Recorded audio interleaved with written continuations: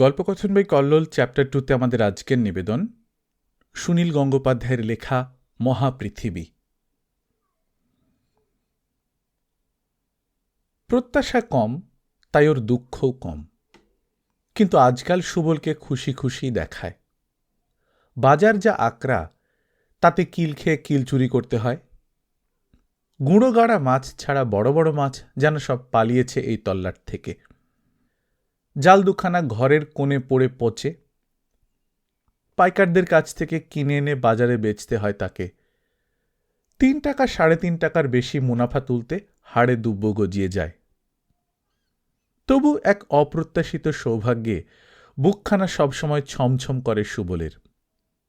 4,500 টাকা। এই তার বুড়ো আঙুলখানা কালিতে লেপটে কাগজের ওপর একখানা ছাপ দিলেই সে 4,500 টাকা পেতে পারে। সুবল আজকাল মাঝে মাঝেই তার ডান হাতের বুড়ো আঙুলটার দিকে আর চোখে তাকিয়ে দেখে, যেন নিজেকেই সে কলা দেখাচ্ছে। 4,500 টাকা তাদের বংশে কেউ বাপের জন্মে দেখেছে একসঙ্গে? সেই বলে না, ঠোঁট ঢাকতে পেছন আলগা।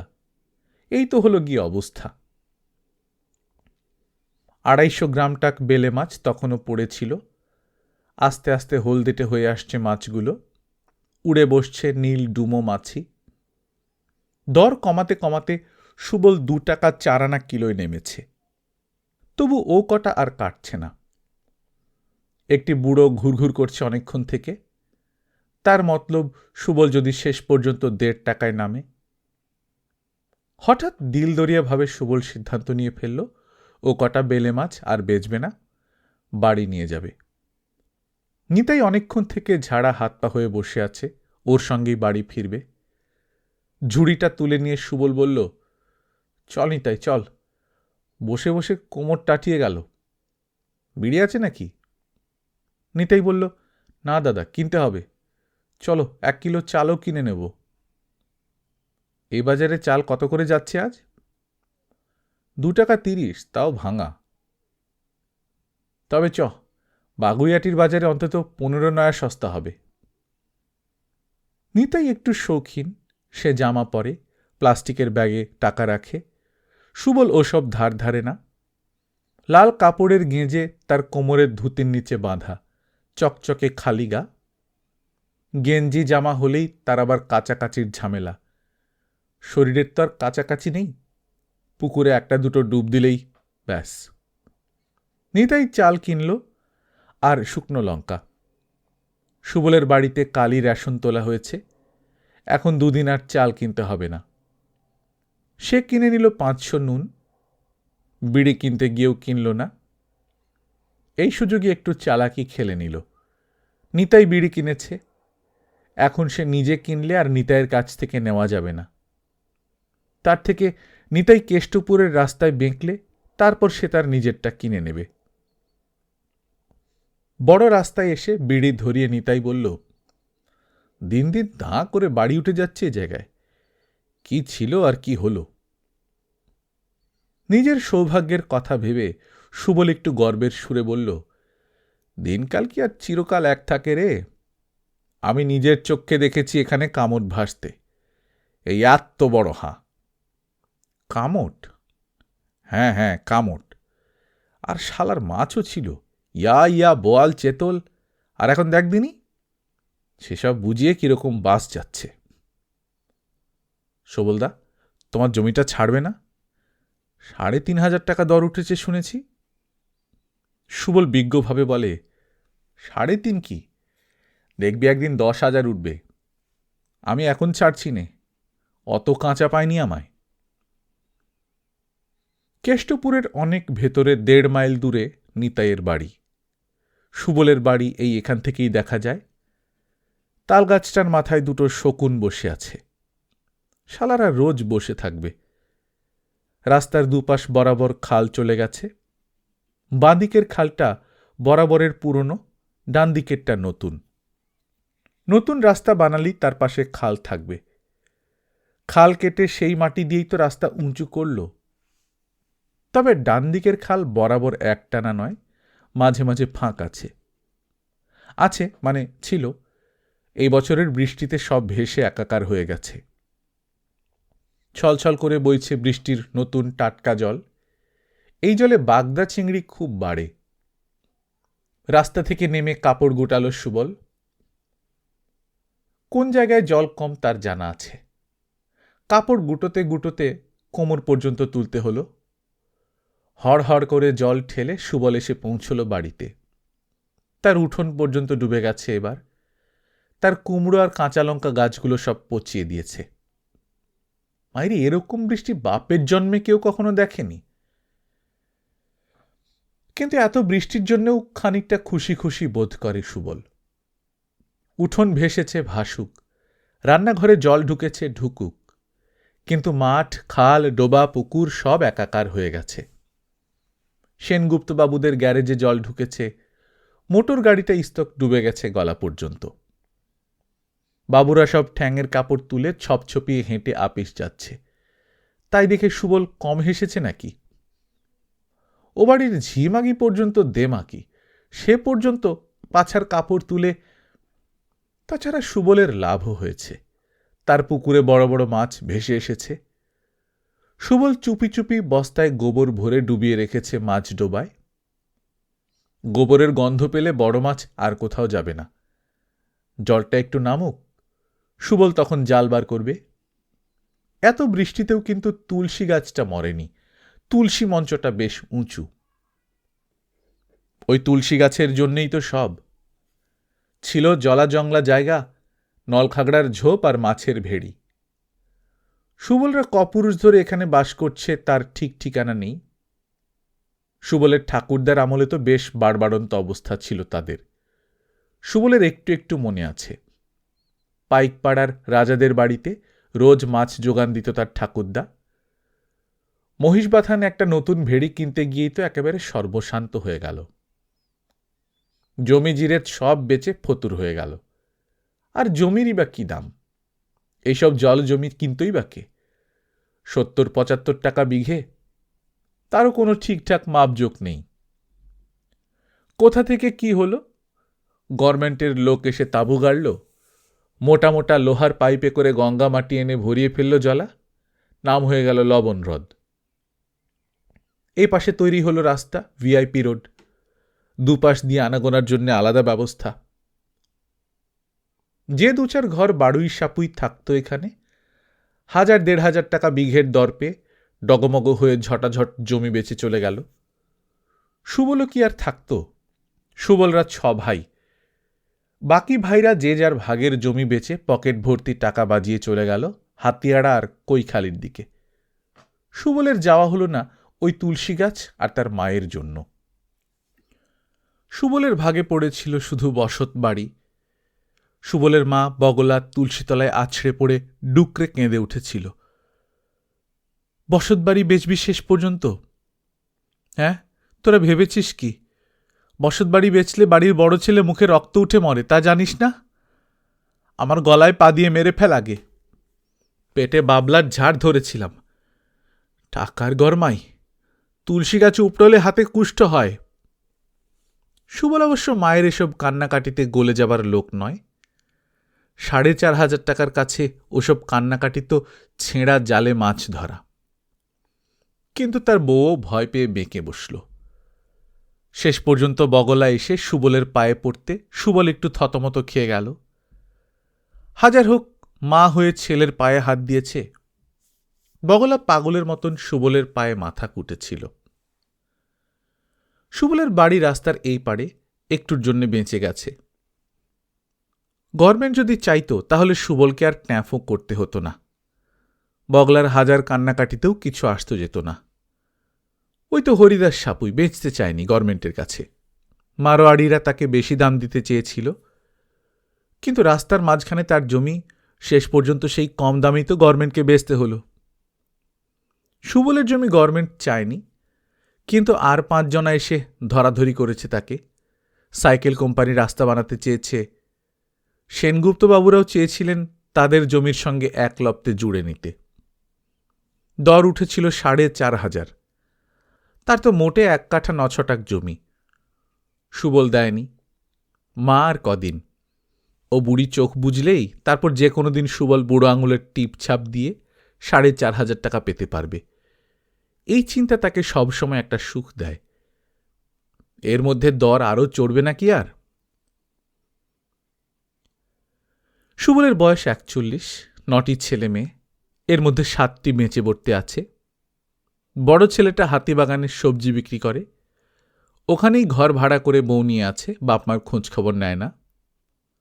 সুবলের বউটা একেবারে বছর বিয়নি, মাঝখানে 2 বছর ক্ষান্ত দিয়েছে একটু, তাও বিশ্বাস নেই আবার কোনোদিন পেট একটা বাঁধিয়ে বসবে, তার ঠিক কি।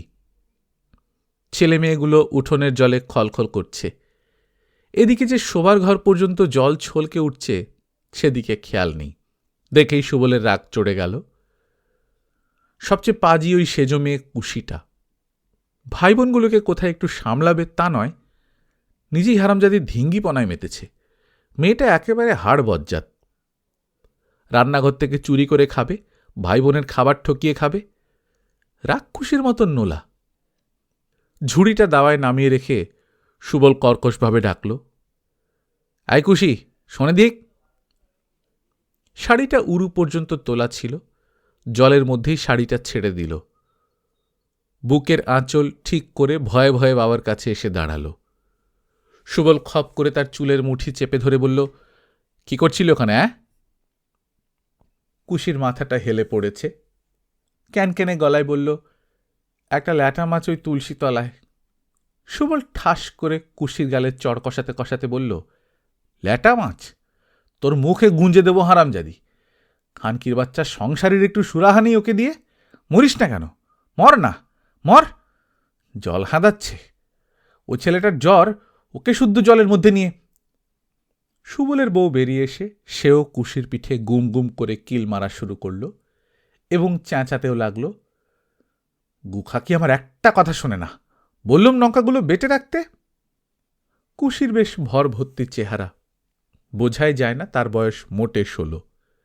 আর সব ভাই বোনগুলো রোগা রোগা, সুতরাং কুশিকে মেরেই বাপমা দুজনেই খানিকটা হাতের সুখ পায়। মার খেয়েও কুশি কাঁদে না, মুখ গোঁজ করে চলে যায় রান্নাঘরে। সুবল প্রত্যেকদিন সূর্য ওঠার আগেই পায়ে হেঁটে চলে যায় দত্তবাগানে মাছের আড়তে। সেখান থেকে মাছ কিনে আসে নাগের বাজারে বেচতে। বিক্রি বাট্টা সেরে অতখানি রাস্তা হেঁটে যখন বাড়ি ফেরে তখন রোদ মাথার উপরে। বাড়ি ফিরেই ছেলে মেয়েদের মারধর করা তার নিত্য 30 দিনের অভ্যেস। এতগুলো পেটের জন্যই তো তাকে খেটে খুঁটে মরতে হয়। মাথায় একটু সর্ষের তেল থাবড়া মেরে সুবল খালে 2-4টে ডুব দিয়ে আসে, তারপর দাওয়ায় মাদুর পেতে বসে।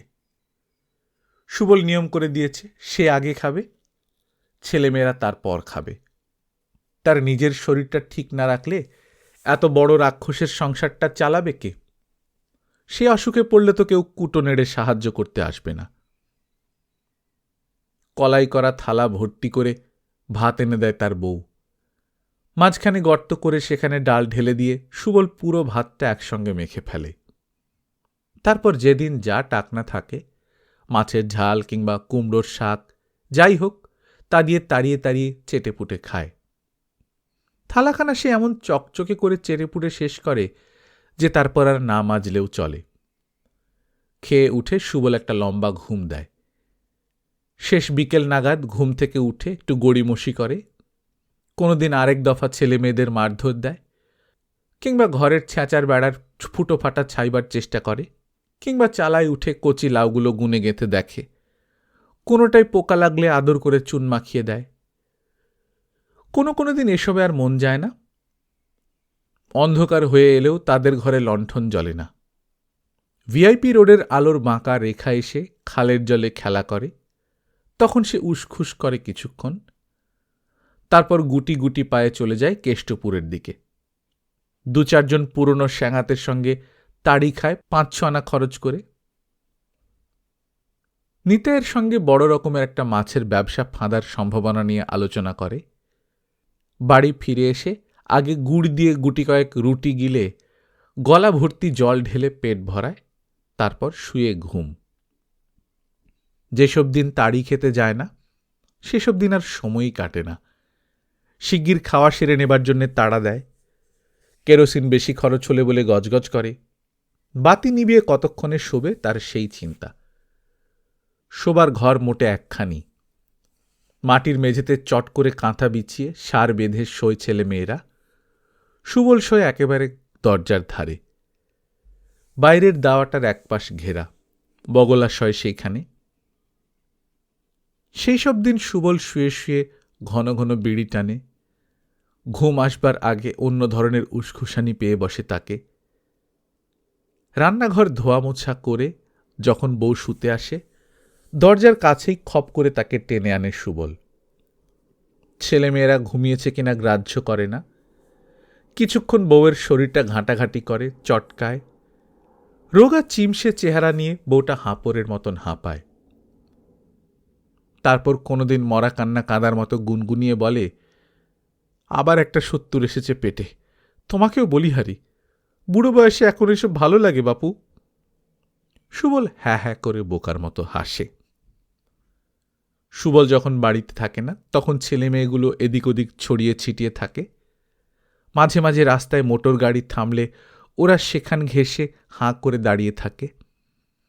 ফর্সা সুন্দর সাজগোজ করা বাবু আর দিদিমণিদের মুখ থেকে চোখ ফেরায় না। ছেলে দুটো পোড়া সিগারেটের টুকরো, সোডার ছিপি আর পাউরুটির মাথা কুড়িয়ে নিয়ে ছুটে চলে যায়। 12 বছরের ছেলে হারান, সেই শুধু কিছুদিন ধরে একটা প্রাইমারি স্কুলে পড়তে যাচ্ছে।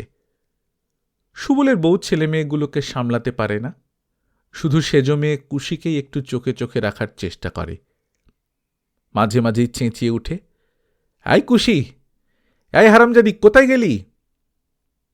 কুশির সাড়া না পেলে হাতের কাছে অন্য যে ছেলে মেয়ে থাকে তাকেই বলে, ওরে দেখ না, সে আবাগির বেটি গেল কোথায়? জানা মুখ পোড়া। কুশি হাঁপাতে হাঁপাতে এসে বলে, তখন থেকে অত চেল্লাচ্ছ কেন? এ তো ভ্যাপি রোডে দাঁড়িয়েছিলুম। কুশির মা অঙ্গভঙ্গি করে বলে, চেল্লাবো নাকি কেত্তন গাইব? আসুক আজ তোর বাপ, অত রোডে তোর যাবার দরকার কিলা? আমি বুঝি না কিচ্ছু। শাড়ি পরেছে দেখো না, মাইটাই সব বেড়ে পড়ছে। এত বড় ধিঙ্গি মেয়ে। কুশি আঁচল টেনে টুনে বলে, একটা তো জামা কিনে দিলে না। সবাই জামা পরে। জামা কিনে দেব না ঝাঁটা দেব, ন্যাংটো করে রাখিনি এই ঢের। বলে পেটে ভাত জোটে না, আর গিলতেও পারে এক একজন। দুখানা গাড়ি থেমে আছে। 4-5 জন ভদ্রলোক হাত নেড়ে নেড়ে ওদের বাড়ির দিকে দেখিয়েই কি যেন বলছে। সুবলও সেখানে দাঁড়িয়ে। বগলার চোখ দুটো বর্ষের মতো তীক্ষ্ণ করে চেয়ে রইল। আবার বুঝি ছেলেটাকে লোভ দেখাতে এসেছে। দাওয়ায় দাঁড়িয়ে বগলা চেঁচাতে লাগল, ও সবল, সবল, আবার কি কথা বলছিস? সুবল গ্রাহ্য না করে লোকগুলোর সঙ্গে কথা বলতে লাগল। লোকগুলো ভিআইপি রোডের পাশ দিয়ে ছড়ছড় করে অনেকখানি নেমে গেল। খালের পাশ ঘেঁষে দাঁড়িয়ে ঝুঁকে ঝুঁকে দেখতে লাগলো বাড়িটা। কুশি দাঁড়িয়েছিল ঠাকুমার পাশে। একটা লোক বারবার চোখ বুলোচ্ছে কুশির শ্যাওলার মতো শরীরে। বগলা তাকে আড়াল করে দাঁড়িয়ে চেঁচাতে লাগল, অসবল, শুনে যা, আগে আমার কথা শুনে যা। আমি কিন্তু কুরুক্ষেত্তর করব বলে রাখছি। আমার ভাতার শ্বশুরের ভিটে। সুবল মুখ ফিরিয়ে একবার মাত্র দাঁত খিচিয়ে জবাব দিল, আর থামো না, নইলে জম্মের মতো চেঁচানি বন্ধ করে দেব বলছি। সুবল আবার মনোযোগ দিয়ে লোকগুলোর কথা শুনতে লাগল। বেশ খানিকটা বাদে সুবল প্রায় আনন্দে লাফাতে লাফাতে ফিরে এলো। তার হাত ভর্তি টাকা। ভয়ে মুখ শুকিয়ে গেছে বগলার। তলার ঠোঁটটা কুঁকড়ে কুঁকড়ে যাচ্ছে। সুবলের ওপর একেবারে ঝাঁপিয়ে পড়ে বলল, ও কি রে, কি করে এলি? টিপসই দিয়ে এলি? সুবল রহস্যভাবে হেসে বলে, হ্যাঁ দিলুম তো। আমি মরার আগেই? ও কি, মাটিতে বসে পড়ছ কেন? আগে সবটা শোনো। মেয়ে মানুষ একেই বলে, আগে থেকেই হে দিয়ে মরে। তোমায় তো কথা দিয়েছি, তুমি মরার আগে বাড়ি বেচব না। সহজে তো মরবেও না। গরিবের ঘরে মেয়ে ছেলেরাই বেশি বাঁচে। কি হয়েছে বল না? ও লোকগুলো এসেছিল কেন? টাকা দিল কেন?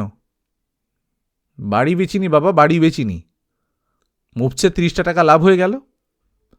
ওরা এখানে একটা ছবি টাঙাবে, সেজন্য মাসে মাসে আমায় 15 টাকা করে দেবে। ছবি টাঙাবে বলে টাকা দেবে? কি ছবি? কি ছবিটা তো জানি না। সে যা হোক, বিজ্ঞাপন বলে একে। বিজ্ঞাপন আবার কি? বললুম তো ছবি, মাস মাস 15 টাকা। আর শালা কার মুখ দেখে উঠেছিল, ভগবান একেবারে হাতে টাকা গুঁজে দিয়ে বললে এই নে। দেখি যাই এবার নেতায়ের কাছে। মাস মাস দেবে? সুবল দিলদরিয়া হয়ে হঠাৎ মাকে একটা 4.25 টাকা দামের কম্বল কিনে দেবার প্রতিশ্রুতি দিয়ে বসে। হারান দাবি জানায় এবার তাকে কাগজ আর পেন্সিল কিনে দিতেই হবে, নইলে স্কুল থেকে নাম কাটিয়ে দেবে। সুবলের বউ বলে, হ্যাঁ গা, কুশির জন্য এবার একটা ব্লাউজ কিনে দিও, গতরখানা তো খুব হয়েছে, লোকে হাবলার মতো তাকায়। হঠাৎ যেন এমন হলো, মাসে 15 টাকা আয় বেড়ে যাওয়ায় সুবলের সংসারের সব সমস্যার সমাধান হয়ে যাচ্ছে। 3-4 দিন বাদেই ট্রাকে করে সব জিনিসপত্র এসে উপস্থিত হলো। কয়েকটি প্যান্ট শার্ট পরা বেশ চটপটের ছোকরা ডোবার পাশ দিয়ে সুবলের বাড়িতে এসে উপস্থিত হলো। সুবলের বাড়ির দুধারে পোঁতা হলো 2টো শক্ত লোহার পাল্লা। সুবলদের মাটির বাড়িতে বাঁশ আর শালবল্লার খুঁটি, এই জমিতে এই প্রথম লোহা ঢুকল। তারপর সেই লোহা দুটোর মাথায় বসানো হলো বিশাল একটা ছবি, বিমান কোম্পানির বিজ্ঞাপন। পুরো ছবিটাই সুন্দর মাদক নীল রঙের। ডান দিকের কোণে একটা উড়ন্ত বিমান, বাঁ দিকে দূর শহরের দৃশ্য, মন্দিরের মতন বাড়ির চূড়া, মনে হয় দেবভূমি অমরাবতীর ছবি যেন। নিচে হাত ধরাধরি করে ছুটছে সাহেব মেম যুবক যুবতী। মেমটির স্কার্ট উড়ে গেছে অনেকখানি, কি সুন্দর তার পা দুখানি। তার বুকের ডোলও বেশ মনোরম। ছবিটির মাঝখানে বড় বড় ইংরেজি অক্ষরে লেখা, ফ্লাই কান্তাস টু দ্য ওয়ার্ল্ড। সুবলের বাড়ির এদিক থেকে ওদিক পর্যন্ত জুড়ে সেই ছবি। ছোকরারা ঘণ্টা তিনেকের মধ্যে সব ঠিকঠাক লাগিয়ে দিয়ে চলে গেল। ছবিখানে এমনই ঝকমকে রকমের নতুন এবং চোখ জুড়োনো যে ছেলেমেয়েরা তো দূরের কথা, সুবলও অনেকক্ষণ সেদিকে হাঁ করে চেয়ে রইল। তার বাড়ির শোভাই যেন বদলে গেছে। এখন ভিআইপি রোড দিয়ে যাবার সময় সবাই তার বাড়ির দিকে তাকাবে। ইস, ছবিখানা ঠিক যেন জ্যান্ত। ব্যাটার ছেলের হাত ধরে মেমটা যেন এইমাত্র দৌড় শুরু করেছে, দৌড়চ্ছে, এখনো দৌড়চ্ছে। এরোপ্লেনটার গোঁ গোঁ শব্দ এক্ষুনি যেন শোনা যাবে। আর ওই বাড়িগুলো ঠিক যেন আকাশ ফাঁক হয়ে দৈবাত স্বর্গের একটা অংশ বেরিয়ে পড়েছে। সুবল লোহার খুঁটি ভালো করে নেড়ে চেড়ে দেখল শক্ত করে পোঁতা হয়েছে কিনা। তারপর ছবির দিকে চেয়ে সে খুঁটির গায়ে আদর করে হাত বোলাতে লাগল। অত বড় ছবিতে বাড়ির পাশের তালগাছটাও যেন অনেকখানি চাপা পড়ে গেছে। তালগাছটার মাথায় 2টো শকুন বসে আছে। এ শালাদের কিছুতেই তাড়ানো যাবে না। সুবল ঠিক করল তালগাছটা না হয় সে কেটেই ফেলবে। তাহলে কি এই ছবির উপরও শকুন বসবে? না না, এইটুকু সময়েই ছবিটা যেন সুবলের নিজের সম্পত্তি হয়ে গেছে। ছেলে মেয়েদের কাছে সেদিনটা একটা বিরাট উত্তেজনার দিন। কুশিও বারবার ঘুরে ঘুরে ছবিটার দিকে তাকাচ্ছে। এত ভালো লাগছে তার, সে বুঝতে পারছে না কি করবে, কাকে গিয়ে এ কথা বলবে। কি সুন্দর দেখতে মেয়েটাকে, আর ছেলেটাও কি সুন্দর। সাহেব মেম অনেক দেখেছে কুশি। এই রাস্তা দিয়ে অনেক গাড়ি এয়ারপোর্টে যায় আসে, তাতে সাহেব মেম থাকে। কিন্তু এই ছবির মতন সুন্দর তারা কেউ নয়। ছেলেটার ঘাড় কিরকম চওড়া, আর মেয়েটার পা, মুখটা একেবারে গোলাপি গোলাপি টুসটুসে। ওরকম জামার দাম অনেক, তার বলতে। এই বাড়িতে হারানি সবেমাত্র লেখাপড়া শিখেছে, আর কেউ ইংরেজি বাংলা কিছুই পড়তে জানে না।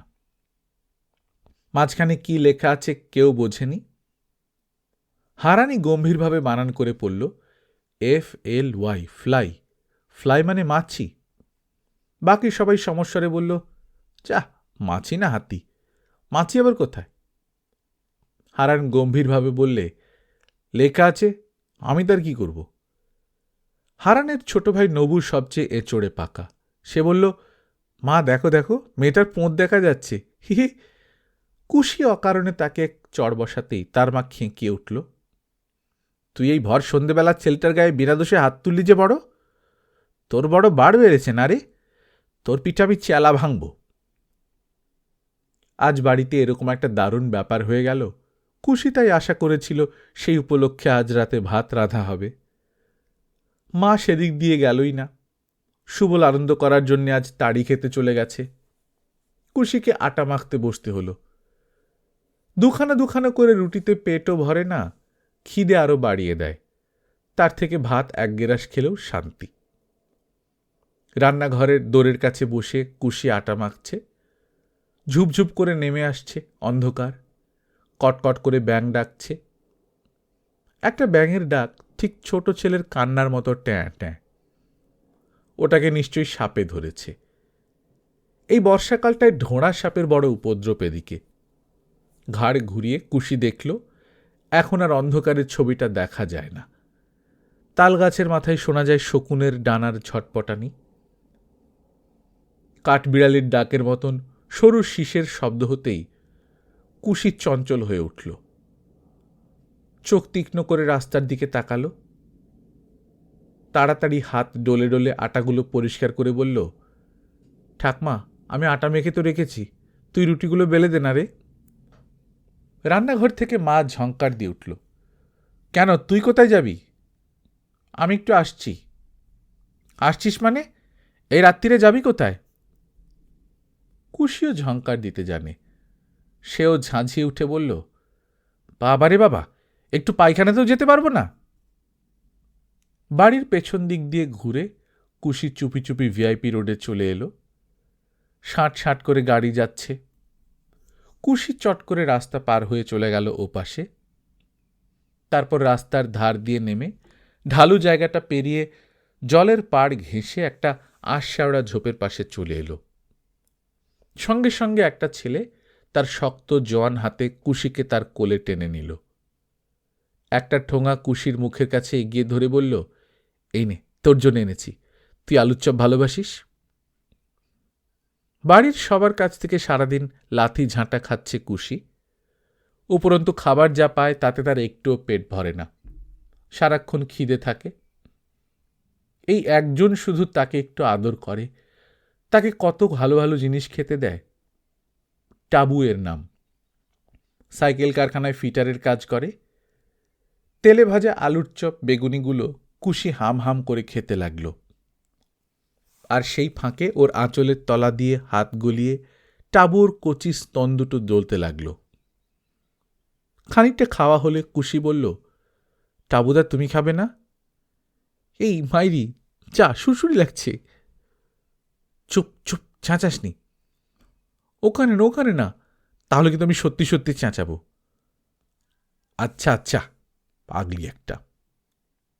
কুশির উরুর তলা থেকে হাত সরিয়ে এনে টাবু সেই হাত কুশির নিতম্বে রাখল দু এক মুহূর্ত। তারপর সেই হাত আবার ইতিউতি যাত্রা করল। শরীর মুচড়ে ছটফটিয়ে কুশি মাটিতে শুয়ে পড়তেই পাশাপাশি শুয়ে পড়ল টাবু। ঢালু জমিতে অন্ধকারে দুজনে শোয়া। বেশ খানিকটা ওপর দিয়ে গাড়ি যাচ্ছে অনবরত, ওদের কেউ দেখছে না। কুশি ফিসফিস করে বলল, জানো, আজ আমাদের বাড়িতে একটা ছবি টাঙিয়েছে। কি ছবি? তুমি দেখোনি? ওরে বাবা, এত সুন্দর না, না দেখলে বিশ্বাস হবে না। এখন অন্ধকার, কাল দিনের বেলা এসো। হঠাৎ উত্তেজনায় কুশি দারুণ ভয় পাওয়ার মতো চমকে গেল। যেন সে একটা অলৌকিক দৃশ্য দেখেছে। ফ্লোরোসেন্ট রঙে আঁকা তাদের বাড়ির বিজ্ঞাপনটায় কোনো চলন্ত মোটর গাড়ির হেডলাইটের আলো পড়তেই সমস্ত দৃশ্যটা একবার ঝকঝক করে উঠল। আলো সরে যেতেই আবার অদৃশ্য। কুশি বলল, দেখেছ দেখেছ, দেখনি? কি কি দেখব? তুই আস্তে কথা বল না, কোন শালা আবার? ওই যে ওই যে, দেখো আমাদের বাড়িতে। আবার আলো পড়তেই আবার দৃশ্যটা ফুটে ওঠে। টাবু সেটা দেখতে পেয়ে বলল, ও অ্যাডভার্টাইজ? তার মানে কি? কবে টাঙালো? বেশ সুন্দর তো। সুন্দর না? দেখতে পেয়েছ ছেলেটা আর মেয়েটা? এক একটা গাড়ির আলো পড়ছে, আলোতে ছবিটা দেখার জন্যে কুশি প্রত্যেকবার উন্মুখ হয়ে ওঠে। টাবুর ব্যস্ত হাত তার শরীরের নানা জায়গায় ঘুরছে, সে আর বাধা দিচ্ছে না। টাবু তার মুখের কাছে মুখ আনতেই তড়বড়ানিতে দাঁত লেগে ঠোঁট কেটে যায়। জিভ দিয়ে নোনতা রক্ত চুষতে চুষতে কুশি বলে, টাবুদা, ওই ছেলেটা মেয়েটা ছুটছে কেন? এরোপ্লেনে উঠে ওরা বুঝি ওই বাড়িগুলো যেখানে সেখানে যাবে। ওই জায়গাটা কোথায়? কে জানে, লন্ডন হবে বোধহয়, বিলেত। ওই ছবিটা আমাদের বাড়িতে টাঙালো কেন? চুপ কর না। উফ, তোকে এত ভালোবাসি আমি মাইরি। কাল তোকে মাংসের কাটলেট খাওয়াবো। ওদের দুজনের মুখ দুটো কি সুন্দর না বলো?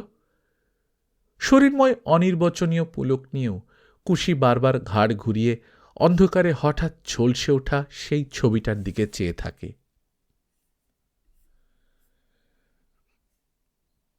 গল্পকথন বাই কল্লোল চ্যাপ্টার 2-তে শুনছিলেন সুনীল গঙ্গোপাধ্যায়ের লেখা মহাপৃথিবী। আমরা নিয়মিত গল্প পাঠ করে শোনাচ্ছি। আপনারা যারা প্রথমবার মতো শুনছেন কাইন্ডলি সাবস্ক্রাইব করে নেবেন। গল্প পাঠ ভালো লাগলে বন্ধুদের সঙ্গে শেয়ার করবেন। নিজে ভালো থাকবেন, আশপাশের লোকজনকে ভালো রাখবেন। টাটা।